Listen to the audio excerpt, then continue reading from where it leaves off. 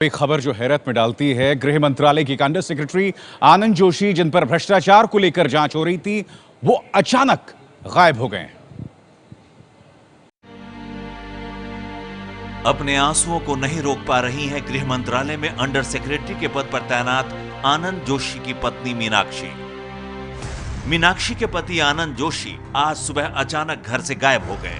आनंद ने घर छोड़ने से पहले पत्नी के नाम एक चिट्ठी भी छोड़ी है, जिसमें उन्होंने लिखा है, पिछले कुछ महीने से मैं बहुत मानसिक प्रताड़ना से गुजरा हूं। अब पानी सर के ऊपर से गुजर गया है। मुझे बहुत शांति की जरूरत है, इसलिए मैं घर छोड़कर जा रहा हूं। कृपया ढूंढने की कोशिश न करें। अब तुम्हें ही बच्चों का पिता बनकर उन्हें संभालना होगा। मैं जिस देशभक्ति के साथ सेवा कर रहा था, मुझे यकीन ही नहीं कि मेरे साथ भी ऐसा हो। अगर कुछ हो गया, खुले ने कुछ कदम उठाया तो हम लोग फिर जहर खा के हम मर जाएंगे।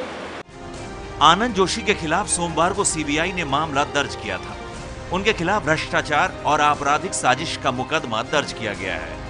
आनंद जोशी पर गलत ढंग से कई एनजीओ को नोटिस जारी कर उनसे रिश्वत लेने का आरोप है। जोशी पर तीस्ता शीतलवाड़ के एनजीओ से जुड़ी 2 फाइलें गायब करने का भी आरोप है। आनंद जोशी को सीबीआई ने आज शीतलवाड़ की फाइल के गायब होने के मामले में पूछताछ के लिए बुलाया था। घर छोड़ने से पहले जोशी ने मीडिया को मंगलवार को बताया था कि उन्होंने कभी कोई गलत काम नहीं किया। फाइल मिसिंग हुई और वो भी वहीं पर मिली। वहां पर सीसीटीवी कैमरे लगे हुए हैं, सब कुछ लगे हुए हैं। कैसे मिसिंग हुई, कैसे मिली, जब सब कुछ वहीं पर मिल गई है, इतने छोटे से मामले को तूल देने के लिए सीबीआई को बुला लिया गया कि एक फाइल मिस हुई थी जी, मिल भी गई, आप आनंद जोशी के यहाँ पर रेड कर लो।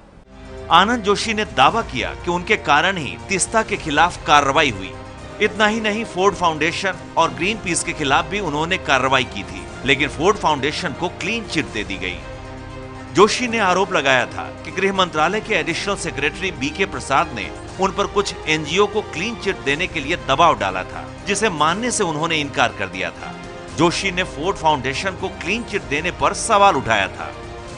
इस बीच जोशी की पत्नी ने आज अपने पति की एक वीडियो क्लिप जारी की है, जिसमें जोशी अपने खिलाफ षड्यंत्र का आरोप लगा रहे हैं।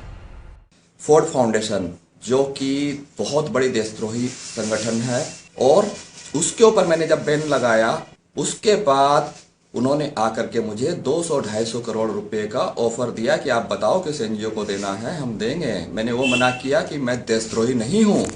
जोशी के इन आरोपों से गृह मंत्रालय के एडिशनल सेक्रेटरी बीके प्रसाद ने इनकार किया था।